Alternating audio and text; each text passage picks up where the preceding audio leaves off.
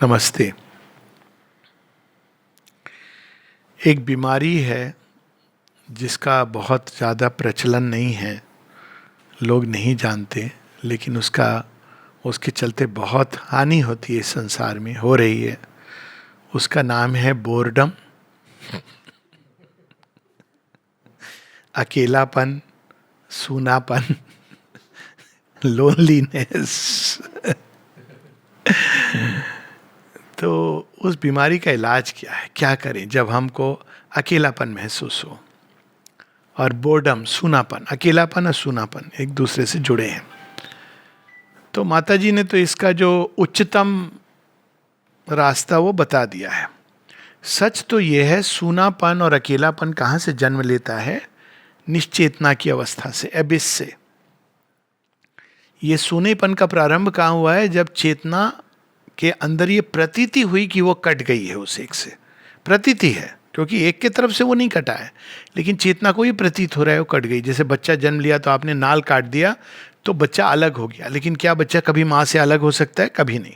माँ के तरफ से कभी अलग नहीं होगा, लेकिन बच्चे को ऐसी प्रतीति है कि वो अलग हो गया।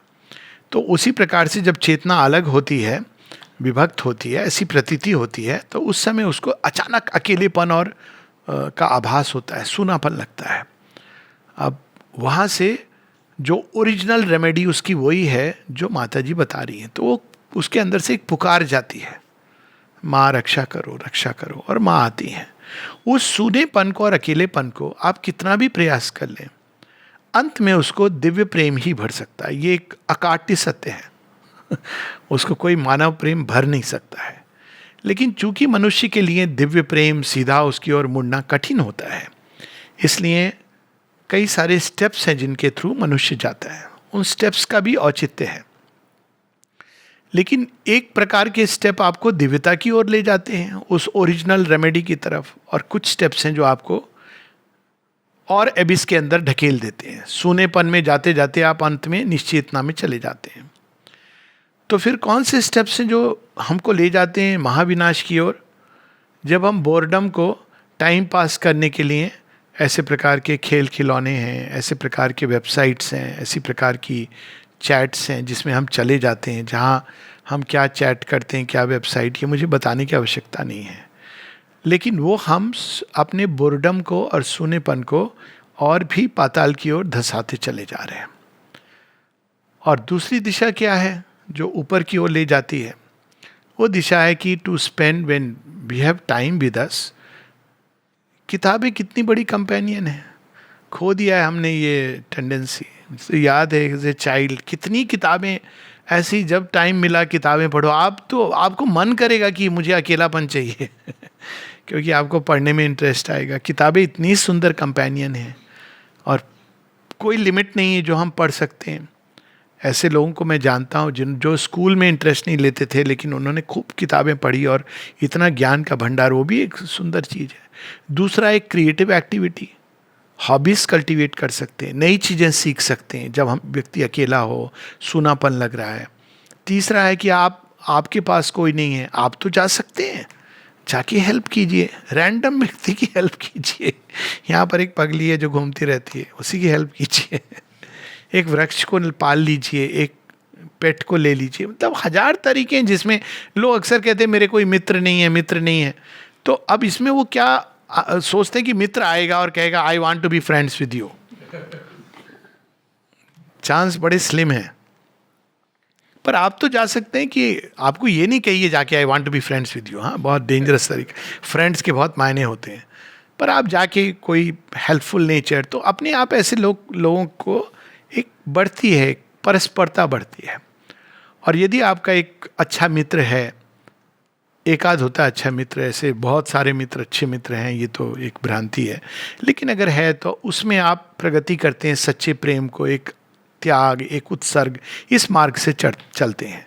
फिर अंत में आप पहुंचेंगे वहीं पर। All human love will in the end leave a bitter after taste. ये भ्रांति में मत रहिए। अगर आप डिपेंड करने लगेंगे कि मुझे वहां से जॉय मिलेगा, नहीं, आप दे सकते हैं और प्रगति कर सकते हैं। जो देता है वही प्रगति करता है, और जो लेने वाला तो फिर लेते ही रहता है, वो एक चला गया तो वो दूसरी जगह ढूंढेगा कि ये तो हमारा खत्म हो गया, अब यहाँ से वहाँ चला गया, वो तीसरी जगह ढूंढेगा, because he is a person who is taking. लेकिन जो गिवर है वो प्रगति करता है, क्योंकि वो डिपेंड नहीं कर रहा है उस व्यक्ति से मुझे क्या मिल रहा है। आइडियल है कि to depend on the divine for that, लेकिन कई तरह से लोग डिपेंड करते हैं और सोर्सेज होते हैं, और इस प्रकार से वो जीवन में बांटते हैं। परस्परता, अच्छी परस्परता।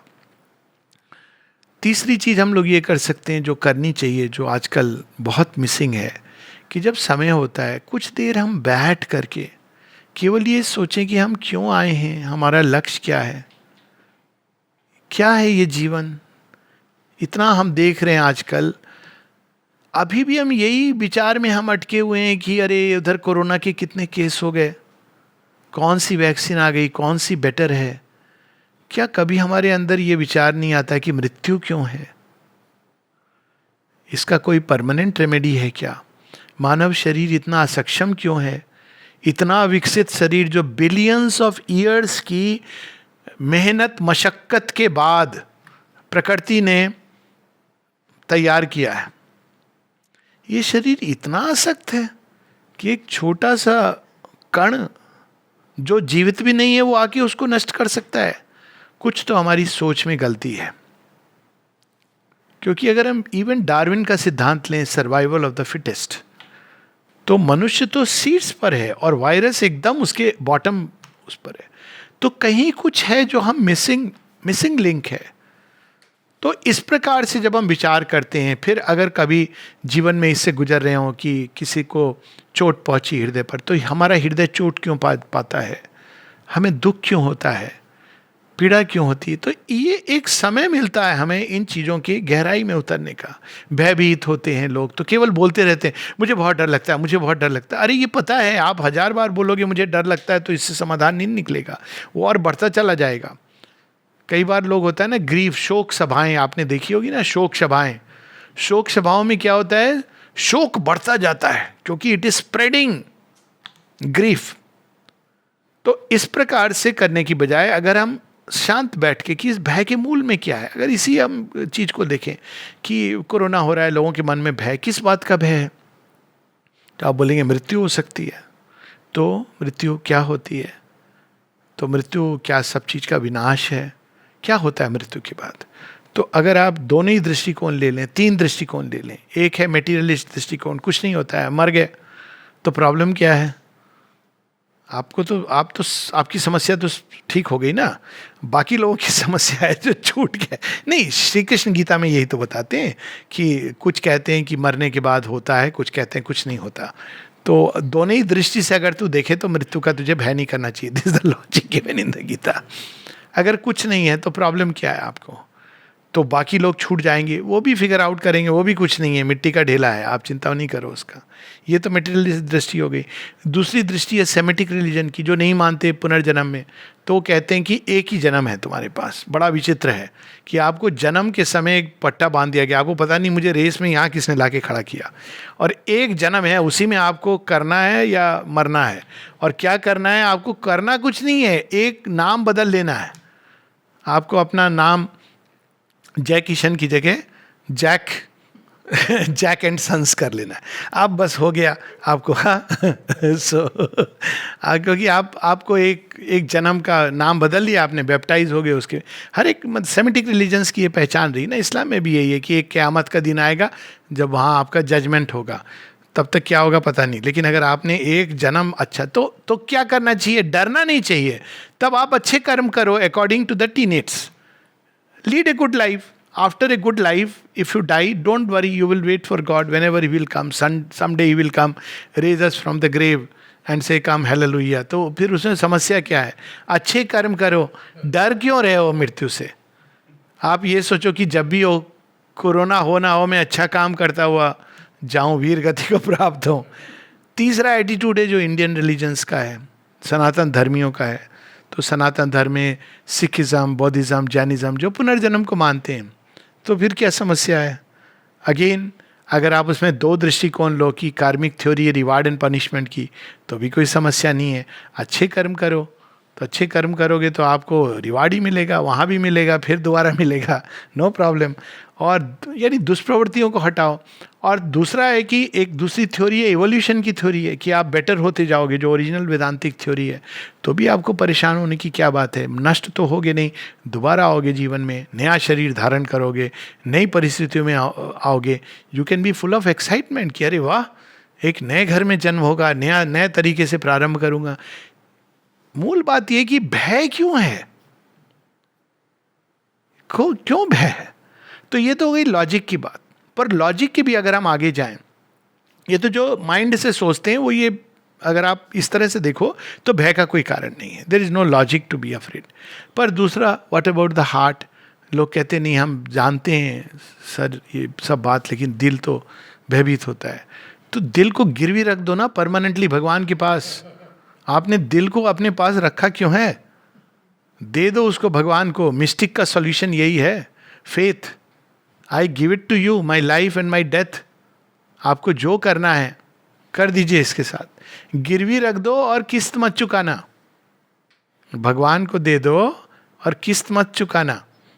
इसका मतलब क्या हुआ? इसका मतलब ये हुआ कि दिल भगवान को देने मतलब कि मैं आपका ही काम करूँगा। तो आप कर रहे हो, लेकिन थोड़ा थोड़ा कि भगवान को भी पसंद आता है ये खेल। एकदम आप मर्ज नहीं हो रहे हो, तो भगवान भी आपके साथ साथ चल रहा है, आप उनको याद करते हुए जा रहे हो जीवन की सब अवस्थाओं से। तो कुछ समय बाद वो कहते हैं ये तो खेल मेरा था, तू सीख गया इतनी जल्दी। सब अवस्थाओं में वो भगवान आपके साथ चल रहे हैं, तो आपको जॉय होगा चलने का। Where is the problem? तो दिल का सॉल्यूशन तो और भी सिंपल है। मिस्टिक क्या करता है? माता जी ने कहा, nestle in the arms of the divine. सोने जाओ माता जी की गोद में, सुबह उठो, before you go on WhatsApp to wish anybody good morning, good morning माँ। इतना तो बोल ही सकते हैं, बोनजूर माँ। ऐसे जीवन को जीने से कितना सुंदर है। तो इसका तीसरा, लोग कहते हैं वो भी ठीक है, हम समझ गए, लेकिन हम क्या करें, हमारे अंदर विल हमारी फिर भी कांपती है। तो विल को फिर मजबूत बनाना चाहिए। विल क्यों कांपती है? विल को संग्रहित करो। विल क्यों कांपती है? क्योंकि उसने डिजायर्स के अंदर वो स्प्रेड आउट हो गई है। मुझे ये चाहिए, वो चाहिए। अब लगता है कि अगर हम चले गए तो ये सारी चीज़ें क्या होंगी।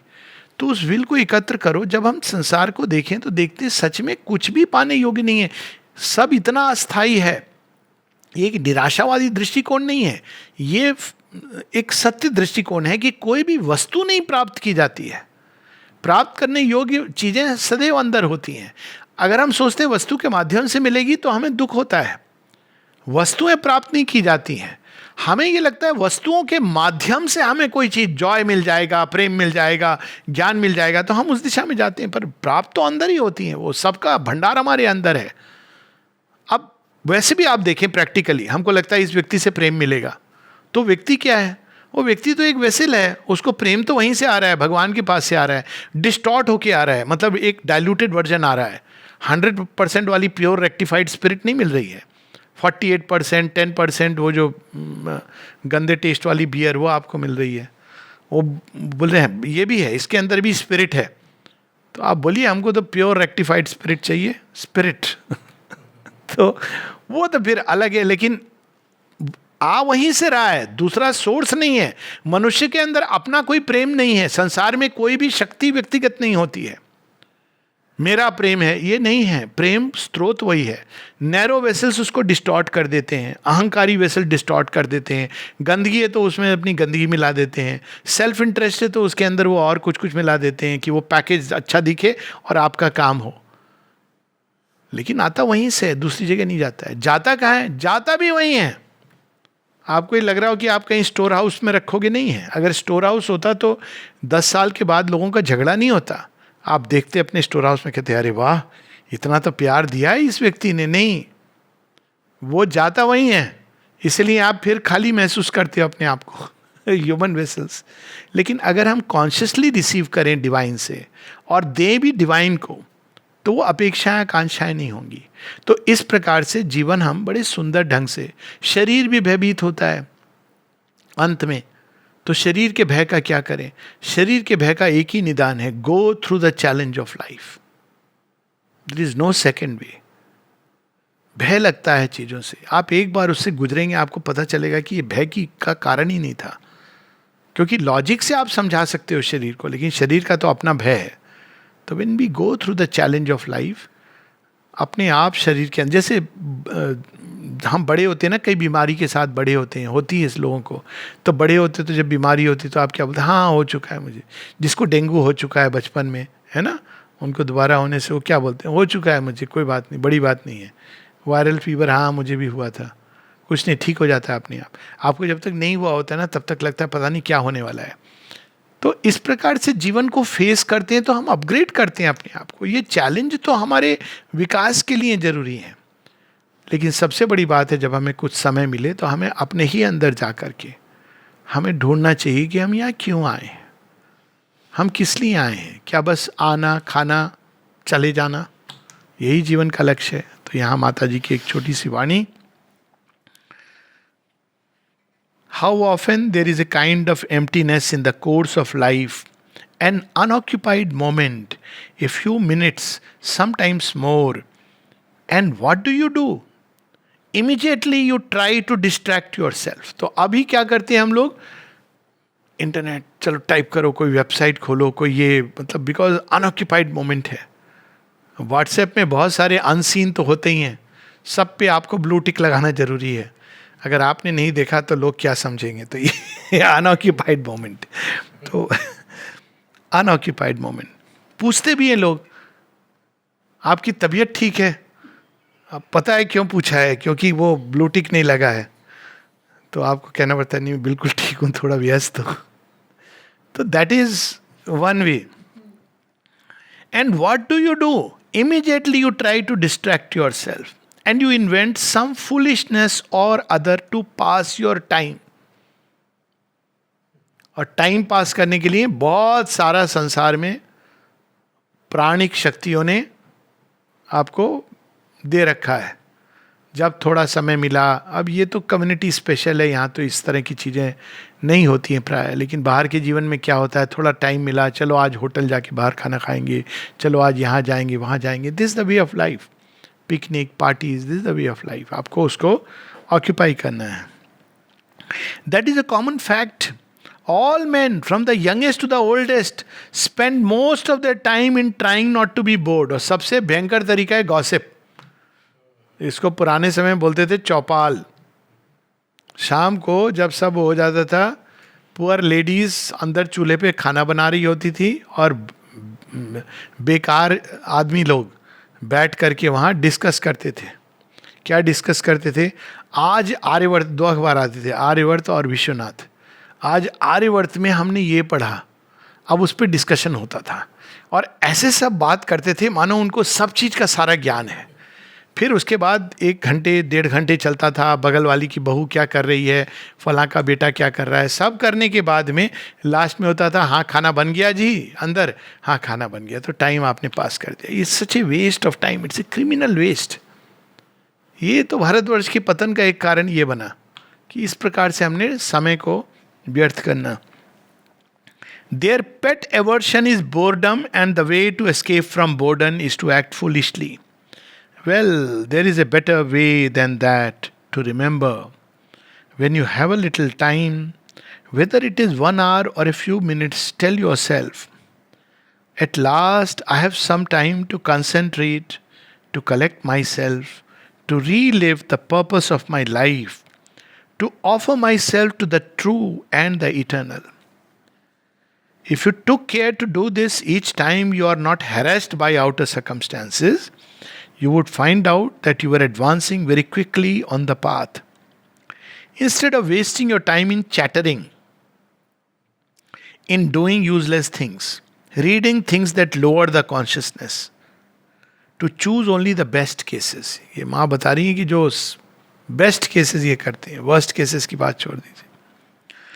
I am not speaking of other imbecilities which are much more serious. Instead of trying to make yourself giddy, to make time that is already so short, still shorter, only to realize at the end of your life that you have lost 3/4 of your chance. Then you want to put in double time, but that does not work. ये post retirement plan होता नहीं भगवान का कि अब हो गए मेरे, रिटायर हो गया जीवन की सारी समस्याओं से, अब मैं भगवान का ध्यान करूं। समस्याएं ऐसे नहीं छोड़, वो सब आपके पास सेलफोन पे आ जाएंगी। That's how life operates. It is better to be moderate, balanced, patient, quiet, but never to lose an opportunity that is given to you. That is to say, to utilize for the true purpose the unoccupied moment before you. When you have nothing to do, you become restless. You run about, you meet friends, you take a walk, to speak only of the best. I am not referring to things that are obviously not to be done. माँ क्या करें हम?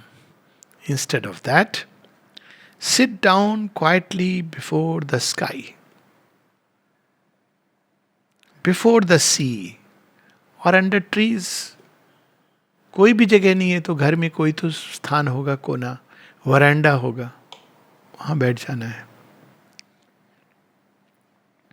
Whatever is possible, फिर माँ कहती है here you have all of them. And try to realize one of these things. क्या करना है उस समय बैठ के, कैसे ध्यान करना है? माँ कहती है try to realize. To understand why you live. To learn how you must live. To ponder over what you want to do and what should be done. अब बचपन में ये बड़ा फिर भी सहज होता है. जब हम बड़े होते हैं ना तो हमको लगता है हमको आता है कैसे जीवन जीना है, और हम स्टैंडर्ड हमारे आंसर्स रेडी होते हैं. फॉर इंस्टेंस अगर हम आश्रम के कंटेक्स्ट में हैं तो हमसे कोई पूछे कि भाई आप क्यों जी रहे हो, तो हम आश्रम में हैं, क्यों कर रहे हो? अब हम माता जी का काम कर रहे हैं. अब आपके पास आंसर है लेकिन वो सच आंसर नहीं है. रियल आंसर आपका जब हम ढूंढेंगे और हम कहेंगे हाँ हमें माता जी का ही काम करना है, तो माता जी का काम करना है तो अपने अंदर से सारा self regarding ego, Shri Aurobindo ने पूरा लिखा है ना दी मदर में, सब कुछ आपको किनारे हटाना है, निष्काम भाव से करना है, एम्बिशन को दूर करना है. To ponder over what you want to do and what should be done, what is the best way of escaping from the ignorance and falsehood and pain in which you live. माता जी कहती हैं still man understand only the lesson of catastrophe. So अब ये सब हम देख रहे हैं चारों तरफ, तो हमारे हृदय में एक अभिप्सा जागनी चाहिए कि ये सब क्या है, क्यों है, इसके मूल में क्या है.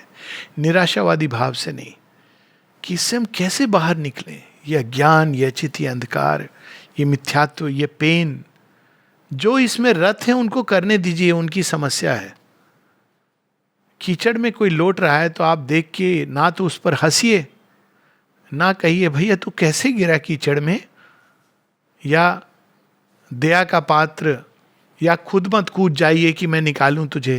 ये सब नहीं करिए, उसको देखिए, करुणा लाइए और मन में ये भाव जगाइए कि अरे ये तो मेरे साथ भी हो सकता है. मैं कैसे. जब हम इस प्रकार से जीवन को देखते हैं तो कहते हैं ना 2 प्रकार के शिक्षक होते हैं, और सच में एक ही शिक्षक के अंदर सारी चीज़ें होती हैं. कि एक वो सिखाते हैं जो हमें क्या करना चाहिए, और दूसरे वो सिखाते हैं जो हमें क्या नहीं करना चाहिए.